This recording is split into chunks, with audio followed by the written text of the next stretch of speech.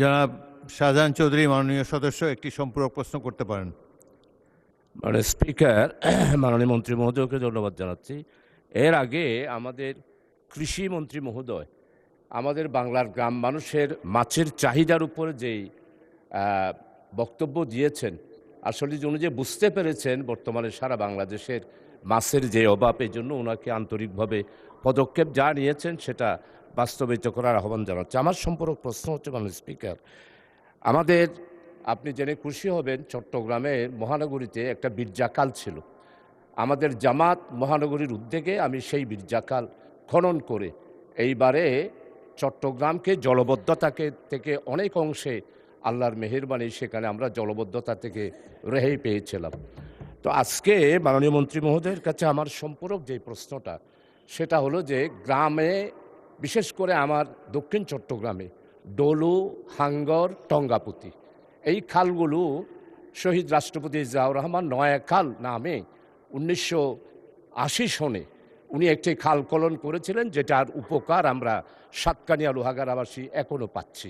এখন আমার মাননীয় মন্ত্রী মহোদয়ের কাছে সম্পূরক প্রশ্ন হলো, যেই তিনটা বড় বড় খাল, যেই খালগুলো এখন নদীতে রূপান্তরিত হয়েছে, ডলু খাল সরকারিভাবে, আর দুইটা এখনও খাল আছে, কিন্তু দুঃখের বিষয় গত 18 বছরে প্রভাবশালী একটি রাজনৈতিক দলের কারণে খালের বিভিন্ন অংশে, বিশেষ করে উজানে, দখল করে ভরাট হয়ে গিয়েছে। এই খালগুলো আইনগতভাবে উদ্যোগ গ্রহণ করবেন কিনা, এটাই মাননীয় মন্ত্রী মহোদয়ের কাছে জানতে চাচ্ছি। আপনাকে ধন্যবাদ মাননীয় স্পিকার। মাননীয় মন্ত্রী। মাননীয় স্পিকার, আপনাকে ধন্যবাদ। আমি মাননীয় সংসদ সদস্যকেও ধন্যবাদ জানাচ্ছি। আমাদের সারা বাংলাদেশে 64টি জেলায় একটা চলমান খাল খনন প্রকল্প রয়েছে, চলমান প্রকল্প রয়েছে। এর আওতায় আমরা ইতিমধ্যে 54টা জেলায় কর্মসূচি হাতে নিয়ে এসেছি, এবং এটা করতে গিয়ে আমরা দেখেছি অনেক জায়গায়, বিশেষ করে শিল্প কলকারখানার অনেক বর্জ্য স্তূপ হয়ে আছে, অনেক জায়গায় খাল নদী দখল হয়ে এসছে। এবং আমরা যখন এই কর্মসূচিটা হাতে নিয়েছি এবং চলমান কাজটা শুরু করেছি, করতে গিয়ে আমরা এই সমস্ত বাধা বিপত্তিকে মোকাবেলা করে প্রকল্পটি চলমান রেখেছি। সুতরাং ওনার যে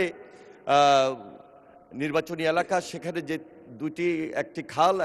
দুটি খাল এবং একটি নদীর কথা উল্লেখ করেছেন, আমরা যাচাই করব, এবং সেখানে যেখানে যেখানে বাধা আছে, যেখানে যেখানে বিভিন্ন বাড়ি ঘর, দোকানপাট অথবা শিল্প বর্জ্যর কারণে সেখানে স্তূপ আছে, সেটাকে আমরা কিভাবে সরানো যায়, সেটা কিভাবে মোকাবিলা করা যায়, সে ব্যাপারে আমরা উদ্যোগ গ্রহণ করব।